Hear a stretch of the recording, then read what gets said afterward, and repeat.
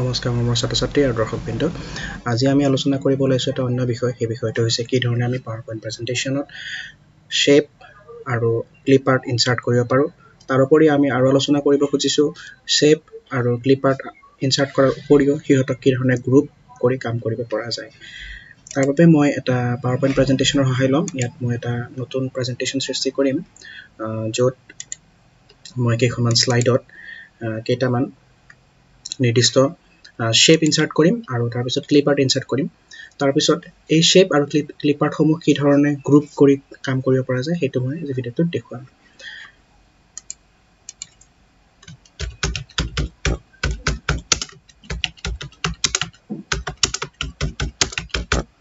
প্ৰথমতে আমি চাও কি ধৰণে এটা ইনসাৰ্ট কৰিব পাৰি তাৰ বাবে মই এখন blank slide ল'ব লাগিব এখন মই খালি slide লৈছো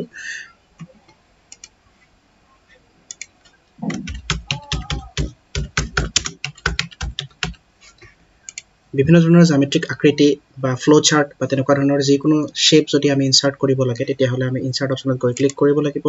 আৰু তাৰ অন্তৰ্গত শেপ অপচনলৈ গৈ ক্লিক কৰি ইয়াৰ পৰা প্ৰয়োজনীয় যেটো শেপ আমাক লাগে আমি সেই শেপটো ক্লিক কৰিম আৰু ইয়াত আমি ড্ৰেগ কৰি ড্ৰ কৰিব পাৰিম একেদৰে ইয়াৰ অন্তৰ্ভুক্ত ফৰমেট মেনুখনৰ দ্বাৰা আমি ইয়াৰ শেপ ফিল শেপ আউটলাইন ইত্যাদি বিভিন্ন ধৰণৰ প্ৰপাৰ্টি সমূহ আমি ইয়াত কন্ট্ৰোল কৰিব পাৰো নাইবা শেপ এফেক্টস বা তেনেকুৱা ধৰণৰ প্ৰয়োজনীয় এফেক্ট সমূহ আমি প্ৰদান কৰিব পাৰো আৰু সম্পূৰ্ণ এয়া ডিপেন্ড কৰিব আমি বিচৰা PowerPoint প্ৰেজেন্টেচনটোৰ ইয়াৰ উপযোগিতাৰ ওপৰত ইয়াৰ পিছত আমি চাম যে কি ধৰণে আমি ক্লিপ আৰ্ট ইনসাৰ্ট কৰিব পাৰো ক্লিপ আৰ্ট ইনসাৰ্ট কৰিবলৈ হলে আমি ইনসাৰ্ট অপচনলৈ গৈ ইয়াত থকা ক্লিপ আৰ্ট অপচনটো ব্যৱহাৰ কৰিব লাগে মই অন্য এখন স্লাইড লৈ পেলাই দেখুৱাই দিছো ইয়াত এখন মই স্লাইড লৈছো এই স্লাইডখনত মই এটা ক্লিপ আৰ্ট ইনসাৰ্ট কৰিম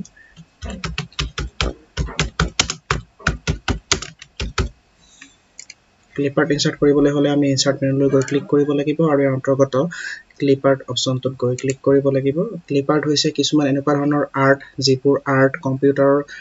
ইলাষ্ট্ৰেচন সফটওয়্যাৰ বা গ্ৰাফিক সফটওয়্যাৰৰ মাধ্যমেৰে সৃষ্টি কৰা হয় আৰু এই আৰ্টসমূহ আমাৰ ওপৰঞ্চি ডাটা হিচাপে গ্ৰাফিক্যাল অবজেক্ট হিচাপে আমি অন্তৰ্ভুক্ত কৰিব পাৰো তাৰ বাবে আমি ইয়াত থকা ক্লিপ আৰ্ট সাব মেনুখনত অন্তৰ্গত সাৰ্চ ফৰ অপচনটোত গৈ আৰ্টটোৰ বিষয়ে আমি উল্লেখ কৰিম আৰু উল্লেখ কৰাৰ লগে লগে তেনেকুৱা ধৰণৰ ক্লিপ আৰ্টটো আমাৰ ইয়াত সফটওয়্যাৰতে শো কৰিব আৰু যেটো ক্লিপ আৰ্ট শো কৰিব সেই ক্লিপ আৰ্টখিনিৰ পৰা আমি বিচৰা ধৰণৰ ক্লিপ আৰ্টটো যদিহে আমাৰ পছন্দ হয় আমি তাক ড্ৰেগ কৰি ইয়াত ইনসাৰ্ট কৰিব পাৰো ধৰক মই হোম শব্দটো ইয়াত সাৰ্চ কৰিছো আৰু গো অপচনত গৈ ক্লিক কৰিছো এই হোম শব্দটোৰ সৈতে জড়িত যিমানটা আৰ্ট আমাৰ এই সফটওয়্যাৰটোত অন্তৰ্ভুক্ত হৈ আছে সেই আৰ্টসমূহৰ মাজৰ পৰা আমাক বিচৰা 4টা ক্লিপ আৰ্ট আমাক ইয়াত শো কৰিছে আৰু আমি বিচৰা ক্লিপ আৰ্টটো আমি ইয়াত ক্লিক কৰাৰ লগে লগে ইয়াত আৰ্টটো অন্তৰ্ভুক্ত হ'ব সেই আৰ্টটো আমি নিজৰ ইচ্ছা অনুসৰি সজাই তুলিব পাৰো বা নিজৰ ইচ্ছা অনুসৰি আমি তাক ফৰমেট মেনুৰ অন্তৰ্গত অপচনসমূহৰ মাধ্যমেৰে কাস্টমাইজ বা হলনিও কৰিব পাৰো হেয়া আমাৰ প্ৰয়োজন অনুসৰি নিৰ্ভৰ কৰিব আৰু সেই প্ৰয়োজনৰ ওপৰত নিৰ্ভৰ কৰি আমি ইয়াত ক্লিপ আৰ্টটো সজাই তুলিব পাৰো এতিয়া মই দেখুৱাম অন্য এটা দিশ হেতু হৈছে এই ক্লিপ আৰ্ট আৰু শেপ সমূহ প্ৰয়োজন অনুসৰি গ্ৰুপ কি ধৰণে কৰিব পাৰি গ্ৰুপ কৰিলে আমি কেইবাটাও অবজেক্ট একেলগে এটা স্লাইডতে ৰাখি তাক এটা সম্পূৰ্ণ নতুন অবজেক্টলৈ ৰূপান্তৰিত কৰিও কাম কৰিব পাৰো তাৰ বাবে মই ইয়াত দেখুৱাব লৈছো গ্ৰুপিং অবজেক্ট গ্ৰুপিং শেপস দুটা শেপ আমি অন্তৰ্ভুক্ত কৰি তাক এটা গ্ৰুপলৈ ৰূপান্তৰিত কৰিম তাৰ বাবে আমি ইনসাৰ্ট অপচনলৈ গৈ দুটা এনেকুৱা শেপ ইনসাৰ্ট কৰি ল'ব লাগিব প্ৰথমতে দুটা বা ততোধিক শেপও আমি একেলগে গ্ৰুপ কৰিব পাৰো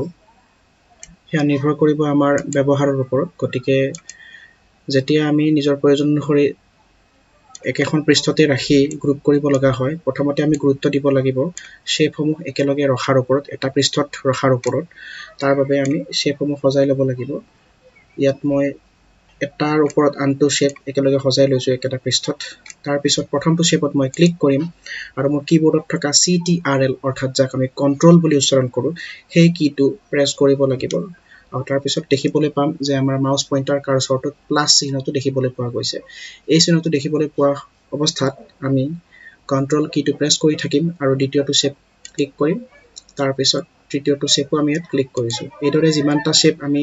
গ্ৰুপ কৰিব খুজো বা একেটা পৃষ্ঠত ৰাখি এটা শ্বেপলৈ ৰূপান্তৰিত কৰিব খোজো প্ৰত্যেকটো শ্বেপ আমি এই ধৰণে সিলেক্ট কৰি ল'ব লাগিব তাৰ পিছত আমি কন্ট্ৰোল কিটো এৰি দিম আৰু তাৰ পিছত আমি ইয়াত অন্তৰ্ভুক্ত এটা বিশেষ অপচনলৈ যাম সেই অপচনটো হৈছে গ্ৰুপ আমি সেই অপচনটো ব্যৱহাৰ কৰিম সেই অপচনটো আমাৰ ফৰমেট মেনুৰ অন্তৰ্গত এৰেঞ্জ অপচন অন্তৰ্গত গ্ৰুপ অপচনত অন্তৰ্ভুক্ত হৈ আছে আমি এই গ্ৰুপ ড্ৰপ ডাউন অপচনটোত গৈ ক্লিক কৰিম আৰু গ্ৰুপ অপচনটোত গৈ ক্লিক কৰিব পাৰো তাৰ উপৰি ইয়াত মই জনাই দিছো ইয়াৰ বাবে কিবোৰ্ড শৰ্টকাট এটাও আছে আৰু হেতু হৈছে কন্ট্ৰোল প্লাস জি অৰ্থাৎ কন্ট্ৰোল আৰু জি যদি আমি একেলগে প্ৰেছ কৰো তেতিয়া আমি তাক গ্ৰুপ কৰিব পাৰো গ্ৰুপ কৰাৰ লগে লগে আমি দেখিবলৈ পাইছো যে এইটো সম্পূৰ্ণ এটা শেপলৈ ৰূপান্তৰিত হৈছে আসলতে ইয়াত তিনটা শেপ যদিও আছে প্ৰত্যেকটো শেপ মিলি এটা অন্য শেপলৈ ই ৰূপান্তৰিত হৈছে অৰ্থাৎ ই এটা গ্ৰুপ অবজেক্টলৈ ৰূপান্তৰিত হৈছে ইয়াৰ অন্তৰ্গত সকলোসমূহ প্ৰপাৰ্টি যেতিয়া আমি ব্যৱহাৰ কৰো একেলগে হি ব্যৱহাৰ হয় ইয়াৰ পিছত আমি চাম ক্লিপ আৰ্ট কি ধৰণে গ্ৰুপ কৰিব পাৰি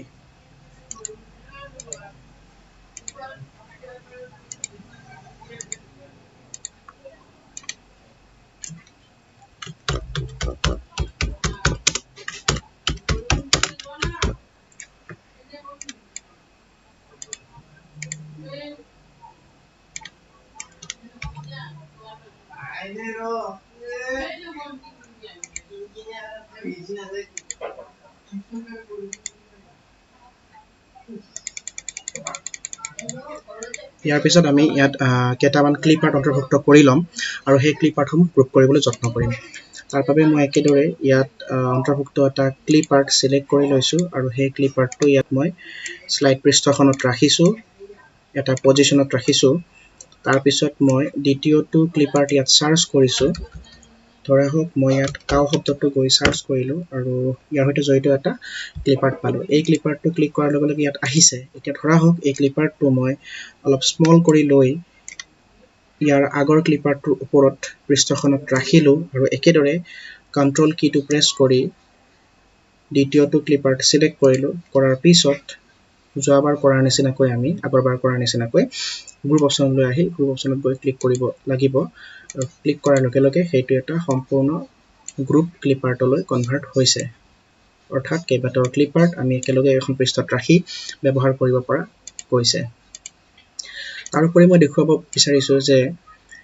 এটা ক্লিপ আৰ্টৰ সৈতে অন্য এটা অবজেক্ট অৰ্থাৎ এটা শেপও যদি আমি বিচাৰো গ্ৰুপ কৰিব পাৰো ইয়াত মই এটা ক্যাপশন লিখিবলৈ এটা শেপ ব্যৱহাৰ কৰিম ধৰা হোক ইনসাৰ্ট মেনুলৈ গৈ মই এটা টেক্সট বক্স শেপ ইয়াৰ পৰা ড্ৰেগ কৰিম আৰু সেইটো এই ক্লিপ আৰ্টৰ তলৰ অংশটোত লগাই দিলো আৰু ইয়াত মই লিখিলো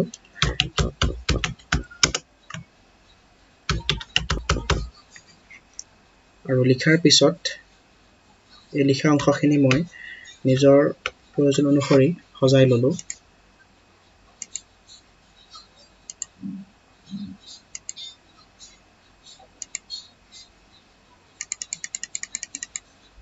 আৰু এতিয়া এই শেপটো আৰু এই ক্লিপ আৰ্ট গ্ৰুপটো একেলগে এটা গ্ৰুপ হিচাপে ৰাখিবলৈ হলে আগত দেখুৱাৰ নিচিনা একে পদ্ধতি ব্যৱহাৰ কৰি প্ৰথমতে মই শেপটো সিলেক্ট কৰিলো তাৰ পিছত কিবোৰ্ডত থকা কন্ট্ৰোল কিটো প্ৰেছ কৰি দ্বিতীয়টো অবজেক্ট অৰ্থাৎ ক্লিপ আৰ্টটো সিলেক্ট কৰিলো আৰু একেদৰে গ্ৰুপ কৰি পেলোৱা হ'ল গ্ৰুপ কৰাৰ পিছত আমি দেখিবলৈ পাইছো যে ইয়াত থকা প্ৰথমটো অবজেক্ট দ্বিতীয়টো অবজেক্ট আৰু তৃতীয়টো অবজেক্ট একেলগে এটা গ্ৰুপৰ অন্তৰ্গত হৈছে সেয়েহে আমি যেতিয়া মুভ কৰো নাইবা যিকোনো ধৰণৰ এফেক্ট প্ৰদান কৰো একেলগে গোটেইখিনি অবজেক্টৰ ওপৰতে ইয়াৰ প্ৰভাৱটো পৰে অৰ্থাৎ ইয়াৰ পৰিচয়টো হ'ল যে প্ৰত্যেকটো অবজেক্টে আসলতে একেলগে মিলি অন্য এটা অবজেক্ট হিচাপে ইয়াত উপস্থাপন হৈ আছে অৰ্থাৎ ইয়াত থকা প্ৰত্যেকটো অবজেক্টৰে নিজস্ব যেটো স্বকীয় প্ৰপাৰ্টি সেই প্ৰপাৰ্টিটোৰ সৈতে যুক্ত হৈ এটা গ্ৰুপ প্ৰপাৰ্টি হিচাপে ই কাম কৰে অৰ্থাৎ মই ইয়াত দেখুৱাব খুজিছো যদিহে মই ইয়াত পিকচাৰ বৰ্ডাৰ এফেক্টটো প্ৰদান কৰো তেতিয়া হলে ইয়াত থকা প্ৰত্যেকটো অবজেক্টৰ ওপৰতে ইয়াৰ প্ৰভাৱ পৰিব কিয়নো ই এটা গ্ৰুপ অবজেক্ট হিচাপে ইয়াত কাম কৰি আছে একেদৰে অন্যটো প্ৰপাৰ্টি ফৰমেট যদি মই ব্যৱহাৰ কৰো ইয়াত থকা যদি মই এটা শেপ এফেক্ট প্ৰদান কৰো দেখিবলৈ পাম যে ওভাৰঅল প্ৰত্যেকটো শেপত ইয়াৰ এফেক্ট নপৰি সম্পূৰ্ণ গ্ৰুপ শেপটোতে ইয়াৰ এফেক্ট প্ৰভাৱটো পৰিছে গতিকে মই আশা কৰিছোঁ ছাত্ৰ ছাত্ৰীসকলে আজি ভিডিঅ'টোৰ মাধ্যমেৰে বুজিবলৈ পাৰিলে কি ধৰণে আমি শ্বেপ আৰু ক্লিপ আৰ্ট ইনচাৰ্ট কৰিব পাৰোঁ আৰু প্ৰয়োজন সাপেক্ষে ইয়াক গ্ৰুপ কৰিব পাৰোঁ এতিয়া সৰ্বশেষত মই দেখুৱাব খুজিছোঁ কেইটামান শ্বৰ্টকাট কি যিকেইটা খুবেই ইম্পৰ্টেণ্ট আমি যেতিয়া খৰতকীয়াকৈ কাম কৰি থকা অৱস্থাত এই শ্বৰ্টকাট কিকেইটা আমি ব্যৱহাৰ কৰি থাকিব লগা হয় মোক ছাত্ৰ ছাত্ৰীসকলে ৰিকুৱেষ্ট কৰিছিলে যে এই শ্বৰ্টকাট কিসমূহ যিসমূহ মই ব্যৱহাৰ কৰোঁ সেই শ্বৰ্টকাট কিসমূহ তেওঁলোকেও জানিব বিচাৰে সেয়েহে আজি মই ভিডিঅ'টোত দেখুওৱা গ্ৰুপৰ যিটো শ্বৰ্টকাট কি তাৰ উপৰি কপি আৰু পেষ্টৰ যিটো শ্বৰ্টকাট কি সেই শ্বৰ্টকাট কিকেইটা মই ইয়াত উল্লেখ কৰি দিছোঁ শেষৰখন শ্লাইডত যাতে তেওঁলোকৰ সুবিধা হ'ব পাৰে ইয়াত মই শ্বৰ্টকাট কিকেইটা উল্লেখ কৰিছোঁ যিকেইটা শ্বৰ্টকাট কি আমি ব্যৱহাৰ কৰোঁ এই ক্ষেত্ৰত প্ৰথমটো হৈছে কপি মই আশা কৰোঁ প্ৰায়ভাগ ছাত্ৰ ছাত্ৰীয়ে জানে কপিৰ শ্বৰ্টকাট কিটো হৈছে কণ্ট্ৰল আৰু চি একেদৰে পেষ্টৰ কাৰণে আমি ব্যৱহাৰ কৰোঁ কণ্ট্ৰল আৰু ভি মনত ৰাখিবলগীয়া যে ইয়াত প্লাছ চিহ্নটো মই এই কাৰণে দিছোঁ যাতে ছাত্ৰ ছাত্ৰীসকলে বুজিব পাৰে যে প্ৰথমটো কিৰ পাছত দ্বিতীয়টো কি একেলগে আমি প্ৰেছ কৰিব লাগে কিন্তু ভুলক্ৰমে তেওঁলোকে যাতে কীবোৰ্ডত থকা প্লাছ চিহ্নটো প্ৰেছ নকৰে প্লাছটোৱে কেৱল সংযোজিত হোৱাটো বুজাবলৈহে ব্যৱহাৰ কৰিছে অন্যটো শ্বৰ্টকাট কি যিটো মই ব্যৱহাৰ কৰিছিলোঁ সেইটো হৈছে গ্ৰুপ আৰু তাৰ শ্বৰ্টকাটটো মই ইয়াত উল্লেখ কৰিছোঁ কণ্ট্ৰল আৰু জি গতিকে সৰ্বশেষত মই আশা ৰাখিছোঁ ছাত্ৰ ছাত্ৰীসকলে এই ভিডিঅ'টোৰ মাধ্যমেৰে জানিবলৈ সক্ষম হ'ল কি ধৰণে আমি গ্ৰুপ অবজেক্ট সৃষ্টি কৰিব পাৰোঁ কি ধৰণে আমি ক্লিপ আৰ্ট ইনচাৰ্ট কৰিব পাৰোঁ কি ধৰণে আমি শ্বেপ ইনচাৰ্ট কৰিব পাৰোঁ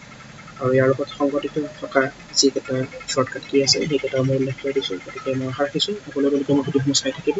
আৰু আজিলৈ মই ভিডিঅ'টো ইয়াতে সামৰণি মাৰিছোঁ ধন্যবাদ